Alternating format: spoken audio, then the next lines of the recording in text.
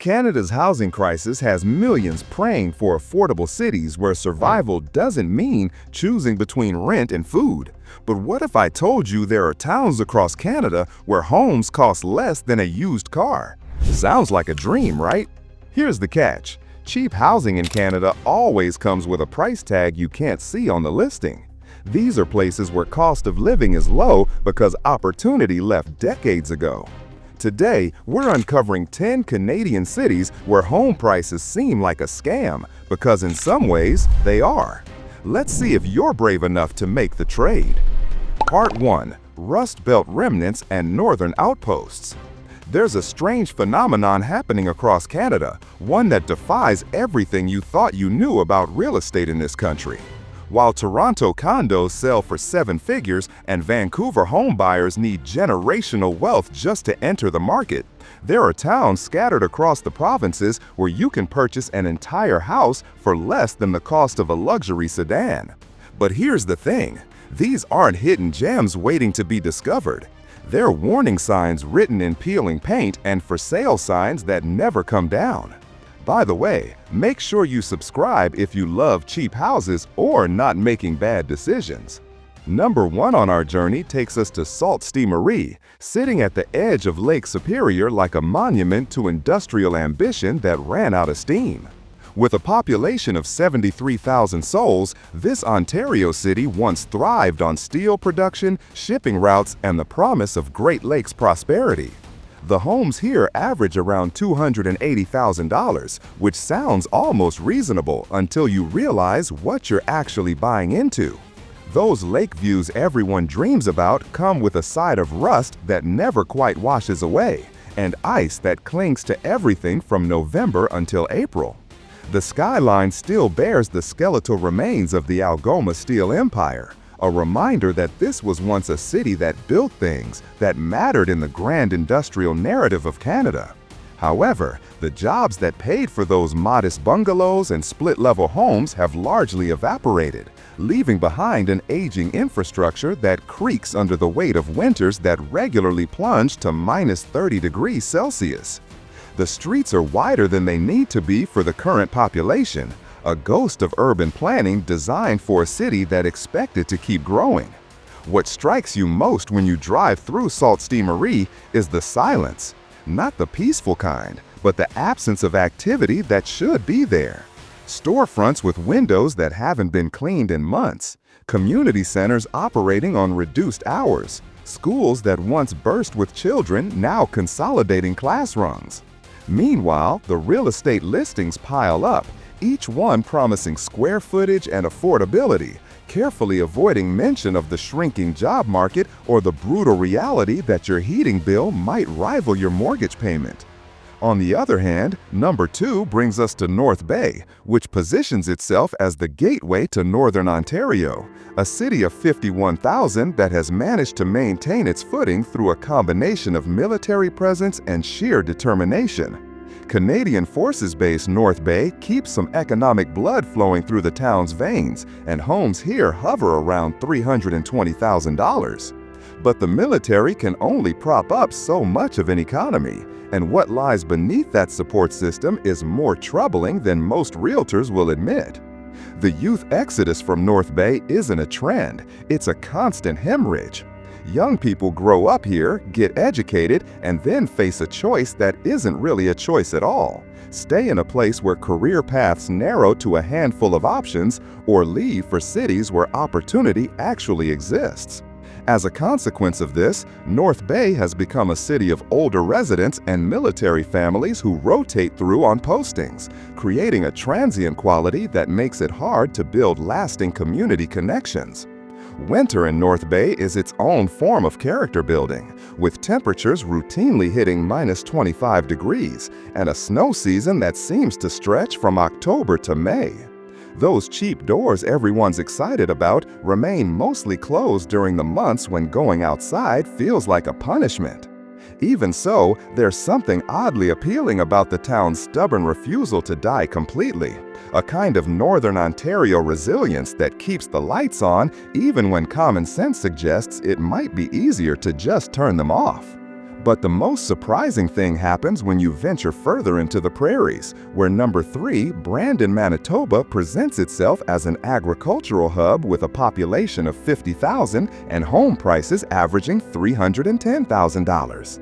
This is wheat country, where the land stretches flat and endless in every direction, and the economy rises and falls with commodity prices that are decided in markets thousands of kilometers away. Brandon has that distinctive prairie culture, a blend of farming heritage, indigenous history, and small city ambition that never quite materializes into big city reality. The temperature swings here are legendary in their extremity, with summers that can hit plus 35 degrees and winters that plunge to minus 40. What many did not see coming is how that kind of climate volatility affects not just your comfort, but your actual cost of living. Those wheat fields surrounding the city look picturesque in photographs, but they don't pay the heating bill when February arrives with its teeth bared. The isolation of prairie life isn't something you can truly understand until you've lived it. Brandon sits roughly 200 kilometers from Winnipeg, which itself isn't exactly a metropolis. This means that specialized services, cultural events, and even certain types of medical care require road trips that eat up entire days. However, there's a trade-off that some people genuinely appreciate: the absence of crowds, the ability to know your neighbors, and a pace of life that feels refreshingly unhurried compared to Canada's overstuffed urban centers. What keeps people in Brandon isn't the promise of prosperity, but something harder to quantify. It's the community potlucks at the local church, the way everyone shows up when someone needs help moving or clearing snow, and the strange pride that comes from surviving another impossibly cold winter. Meanwhile, the real estate prices remain low because the national market has essentially written off places like this, creating opportunities for people who understand that cheap housing isn't always a bargain, but sometimes it's exactly what you need to build a life that feels authentic, even if it's also undeniably difficult. Comment below. Would you actually move to one of these towns, or are you just here for the chaos? Part 2. Timber Towns and Resource Ghosts. The St. Lawrence River has witnessed 400 years of Canadian history, and nowhere is that legacy more visible than in number 4, Rimouski, Quebec. With a population of 48,000 and home prices averaging $260,000, this francophone city offers something increasingly rare in Canada: waterfront living that won't bankrupt you. But here's what the tourism brochures never quite explain: that river beauty masks an economic drought that has persisted for decades. Rimouski exists in a kind of cultural and linguistic isolation that creates both charm and challenge. This is deeply francophone territory, where English is more foreign language than second tongue, and where newcomers without French language skills find themselves functionally excluded from community life. The views of the St. Lawrence are undeniably spectacular, especially when winter ice formations create landscapes that look like they belong in a fantasy novel. However, those same views don't generate the jobs needed to sustain a thriving middle class. The city's economy has struggled to replace traditional industries that have faded or relocated. What remains is a patchwork of government services, educational institutions, and seasonal tourism that provides just enough economic activity to keep things limping along. As a consequence of this, Rimouski has become a place where affordable housing is less a feature than a symptom of economic stagnation. The harsh coastal climate brings winds that cut through winter clothing and a dampness that seems to seep into buildings and never quite leave. Even so, there's something compelling about Rimouski's refusal to become a ghost town. The francophone culture here is vibrant and protective of itself, creating festivals, theater, and music scenes that punch above the city's weight class. But the most surprising thing is how many young people stay despite limited opportunities, bound by language, family, and a deep connection to this specific place on the river. It's a choice that doesn't make economic sense, but makes perfect emotional sense to those who make it. Meanwhile, on the opposite coast, number 5, Prince Rupert, British Columbia, presents an entirely different kind of affordable mystery. With just 12,000 residents and homes averaging $290,000, this Pacific port town offers stunning coastal views and access to some of the most beautiful wilderness in Canada. However, there's a reason locals call it the wettest city in the country, and that reason will become painfully clear within your first week of residency. Prince Rupert receives over 300 days of rain annually. Not the gentle spring showers that nourish gardens, but relentless Pacific moisture that creates a permanent state of dampness. Everything here battles against mold: your walls, your clothes, your furniture, even your spirits. On the other hand, the natural beauty is genuinely breathtaking when the sun occasionally breaks through. The mountains rise dramatically from the ocean, wildlife is abundant, and the port brings in a surprising amount of international culture for such a small community. The isolation of Prince Rupert is both its curse and its identity. This is not a place you pass through on your way somewhere else. You come here deliberately, stay deliberately, or leave deliberately. The port economy provides stable employment for those who can handle the industrial work, but career diversity is essentially non-existent. What many did not see coming is how that limitation shapes everything, from the local dating pool to the types of businesses that can survive here.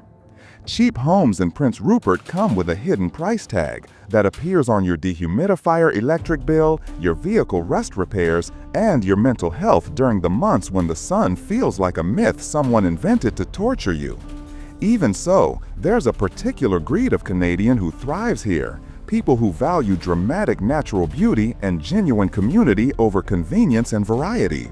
The town has that frontier quality, a sense that you're at the edge of something, that civilization thins out here and what remains is more real somehow. But the most striking example of resource economy consequences sits in northern Quebec, where number 6, Rouyn-Noranda, presents a case study in industrial trade-offs that should make any prospective homebuyer pause. With 43,000 residents and home prices averaging just $235,000, this mining heritage city offers some of the cheapest housing in the province. However, copper built this town, and pollution stays forever. The Horn smelter has operated here since 1927, processing copper ore and releasing emissions that have made Rouyn-Noranda one of the most polluted cities in Canada. The air quality issues aren't subtle or debatable. They're measured, documented, and the subject of ongoing health concerns, particularly for children. As a consequence of this, the low housing prices aren't just about economic cycles or location. They're about people literally pricing in the health risks of breathing the local air. Rouyn-Noranda exists in that painful space where economic survival conflicts with environmental health. The smelter provides jobs that sustain families and keep the local economy functioning. Shutting it down would be an economic death sentence for the town. Meanwhile, keeping it running means accepting elevated levels of arsenic and other heavy metals in the environment. The winter temperatures regularly hit -35 degrees Celsius, adding another layer of harshness to daily life. And the economic volatility tied to global copper prices means stability is always temporary. What's truly haunting about Rouyn-Noranda is how normalized the situation has become. Residents check air quality indexes the way other Canadians check weather forecasts. Children play in parks while monitors measure particulate matter in the air they breathe. However, there's also fierce loyalty here, a defiant pride in choosing to stay in a place that the rest of Canada has largely written off as a cautionary tale. The culture is distinctly northern, francophone, working class, and skeptical of outsiders who show up to judge without understanding the impossible choices people face. Part 3. Small town silence, big trade-offs. If you've ever fantasized about cottage country living without the cottage country price tag, number 7, Kenora, Ontario, might seem like the answer to your dreams. Nestled on Lake of the Woods with a population of just 15,000 and home prices around $295,000, this town offers the kind of natural beauty that typically costs millions. But here's the reality that emerges once summer ends. This is a summer paradise that becomes a winter ghost town. By the way, we are going to make videos with useful tips on Canadian housing. Make sure you subscribe and follow it. Kenora's economy is almost entirely seasonal, built on the backs of tourists who arrive from June through August to fish, boat, and enjoy the lake's legendary beauty. The local businesses that thrive during those golden months then face 8 months of near hibernation, trying to stretch summer profits across a calendar that doesn't cooperate. As a consequence of this, year-round employment opportunities are severely limited, creating a feast or famine economic cycle that makes financial planning feel like gambling. The isolation here is different from other places on this list. Kenora sits at the Manitoba-Ontario border, far enough from Winnipeg and Thunder Bay that neither city provides a realistic commuting option. This means that for specialized services, whether medical, educational, or professional, you're looking at significant travel. However, for those who can work remotely or have found ways to build businesses around the seasonal economy, the quality of life during the warmer months is genuinely exceptional. What strikes you most about Kenora is how it feels frozen in time, and not just during the winter months. The downtown core has that timeless small-town quality, with local shops that have been family-owned for generations and restaurants where everyone knows your name by your third visit. Meanwhile, the real estate market reflects the harsh truth that most people don't want to live somewhere that essentially shuts down for 2/3 of the year, no matter how beautiful the lake views are. But the most surprising thing happens when you venture further north, where number 8, Kapuskasing, Ontario, takes the concept of isolation to an entirely different level. With just 8,000 residents and home prices averaging $180,000, this is among the cheapest housing you'll find anywhere in Canada. However, there's a reason for that price point that becomes crystal clear the first time you experience a typical January day when the temperature hits -40 degrees Celsius. Kapuskasing is a forestry town in every sense of the term. The paper mill dominates the economy, the landscape, and the town's entire identity. When the mill is running at full capacity, the town has a pulse. When production slows, everything freezes, both literally and economically. This is also a French-speaking enclave deep in northern Ontario, creating a unique cultural situation where the primary language isn't English, despite being in an English-majority province. The severe isolation of Kapuskasing isn't just geographic, it's existential. The nearest city of any size is hours away over roads that become treacherous or impassable during winter storms. Medical specialists visit on rotation. Cultural events are homegrown by necessity. Shopping options are limited to what the local stores carry. On the other hand, for people who grew up here or who genuinely prefer solitude over stimulation, there's something deeply appealing about a place where life moves slowly and everyone pulls together during the hardest months. What many did not see coming is how climate change is affecting places like Kapuskasing. The forestry industry faces new challenges, from pests that survive milder winters, from fires that burn hotter and longer, and from shifting regulations around sustainable logging. Even so, the town persists with that stubborn Northern Ontario determination, finding ways to adapt, to survive, and to maintain community bonds that feel increasingly rare in modern Canada. Meanwhile, further east along Quebec's North Shore, number 9, St. Isles, presents yet another variation on the resource town theme. With 25,000 residents and home prices averaging $240,000, this mining port sits at the edge of wilderness that feels genuinely untamed. The town exists primarily to ship iron ore to the world, and the boom-bust cycles of global commodity markets decide whether your neighbor's houses will be full or empty next year.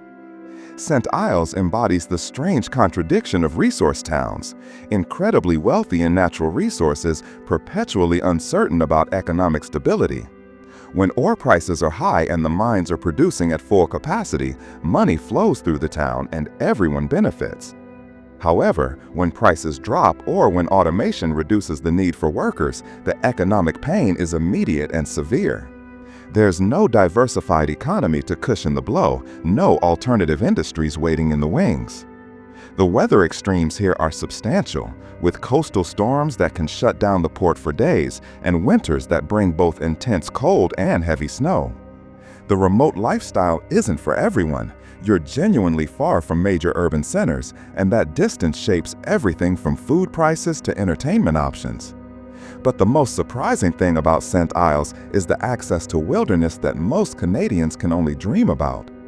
This is a place where you can see the northern lights regularly, where fishing and hunting aren't hobbies but ways of life, and where nature exists on a scale that humbles human ambition. As a consequence of this, St. Isles attracts a particular kind of resident, people who prioritize outdoor adventure over urban amenities, who understand and accept economic volatility as part of the trade-off, and who find meaning in the harsh beauty of Quebec's North Shore. The Francophone culture here is robust, with community events and traditions that bind people together against the isolation and the elements. Part 4. Where cheap means proceed with caution. And now we arrive at number 10, Thompson, Manitoba, perhaps the most complicated entry on this entire list. With 14,000 residents and home prices averaging just $195,000, this subarctic mining city offers some of the cheapest housing in Canada. However, nickel mines and cold nights come with something else that rarely makes it into the real estate listings: safety concerns that can't be ignored. Thompson has struggled with crime rates that are significantly higher than the Canadian average, creating an atmosphere where personal security becomes part of the daily calculation.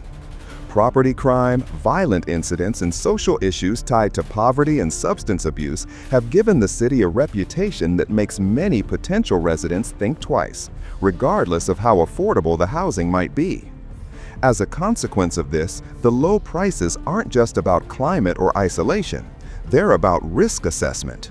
The mining economy that built Thompson and still sustains it is subject to the same boom-bust volatility that affects all resource towns. But here, the busts hit harder because alternative employment options are virtually non-existent. When Vail, the mining giant, reduces production or lays off workers, the ripple effects touch every business, every family, and every aspect of community life. Meanwhile, the subarctic climate means winter temperatures that regularly hit -40 degrees Celsius, creating a physical environment that feels actively hostile to human habitation. What's particularly challenging about Thompson is the intersection of economic instability, social problems, and geographic isolation.